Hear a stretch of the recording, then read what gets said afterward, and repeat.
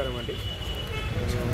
ఈరోజు మధ్యాహ్నము అంటే ఆఫ్టర్నూన్ ఈవినింగ్ 4:30కి 4:25కి ఇంటికి వెళ్ళడం జరిగింది. నా రూమ్కి వెళ్ళడం జరిగింది. ఒక 1 అవర్ రెస్ట్ తీసుకొని మళ్ళీ ఆఫీస్కి రావాల్సి ఉండే. 6 గంటలకు మా స్టాఫ్తో మీటింగ్ ఉండే. పోయినప్పుడు వెళ్ళినప్పుడే వాష్రూమ్కి వెళ్ళడం జరిగింది. ఆ వాష్రూమ్కి వెళ్ళి వచ్చే లోపల 4 గంటల 33 నిమిషాల నుంచి 4 గంటల 42 నిమిషాల వరకు దాదాపుగా తదేకంగా 14 ఫోన్లు రావడం జరిగింది.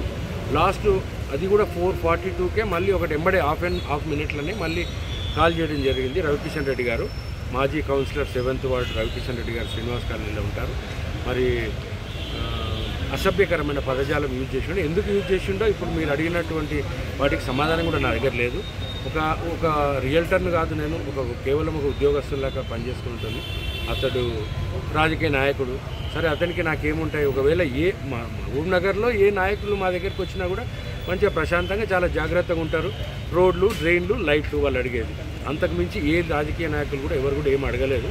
సో మరి రవికిషన్ రెడ్డి గారు నాకు కూడా గత 2000 సంవత్సరం నుంచి అంతకుముందు నుంచే లేవు, ఆఫ్కోర్స్ అంతకుముందు నుంచే నాకు పరిచయము. మరి ఆ లాంగ్వేజ్ మాట్లాడడం వల్ల సమాజానికి ఎటువంటి మెసేజ్ అతను ఇవ్వాలనుకున్నాడో నాకు అర్థం కాలేదు. నేను కూడా అది విన్న తర్వాత ఒక క్షణం నాకు అర్థం కాలేదు.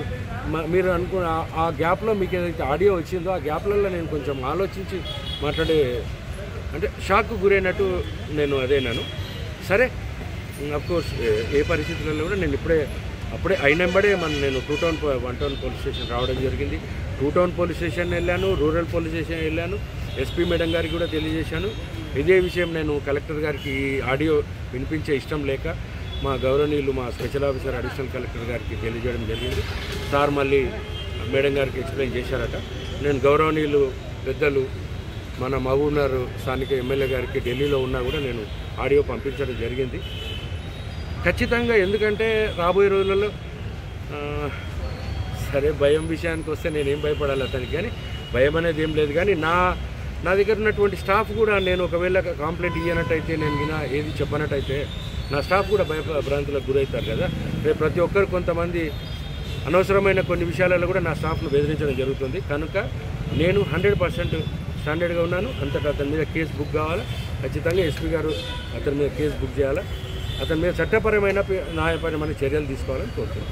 అంటే సార్, గతంలో ఆయనకు మీకు ఎక్కడన్నా కానీ ఏదన్నా అంటే ఏదైనా ఒక సందర్భంలో పని చేయక ఈ రోజు వరకు నేను వచ్చి ఇక్కడ 3 నెలలు అవుతుంది. గతంలో 20 సంవత్సరాలు 25 సంవత్సరాల నుంచి కూడా నాకు అతనికి ఎక్కడ ఎటువంటిది లేదు. మరి ఏదో మరి కొద్దిగా డ్రింక్ చేసినట్టున్నారని మన పోలీసు వాళ్ళు హాస్పిటల్కి తీసుకువెళ్ళిందని నాకు తెలిసింది. మరి అది ఎంతవరకు నిజమో ఏం కథ. నేనైతే గవర్నమెంట్ హాస్పిటల్ దగ్గరికి వెళ్ళాను. నేను అక్కడి నుంచి మళ్ళీ ఎక్కడో తీసుకెళ్ళిందని తెలిసింది నాకు. మరి మున్సిపాలిటీకి సంబంధించిన పెండింగ్ పనులు అతనికి పెండింగ్ పనులు ఏం లేదండి. ఇప్పుడు పెండింగ్ పనులు ప్రతి ఒక్కరికి ఇప్పుడు మామనార్ మొత్తం డెవలప్ కావాలంటే ప్రతి వార్డులో మాజీ కౌన్సిలర్లు ఉండని, లేకపోతే ప్రజలు ఉండని, ఒక సీసీ రోడ్డు, ఒక డ్రైన్, లైట్లు, వాటికి ఈ లాంగ్వేజ్ ఉపయోగించడం ఎంతవరకు సమాజం చూస్తుంది. తర్వాత ఇంకా మీరు కూడా అడుగుతున్నారని చెప్తున్నాను.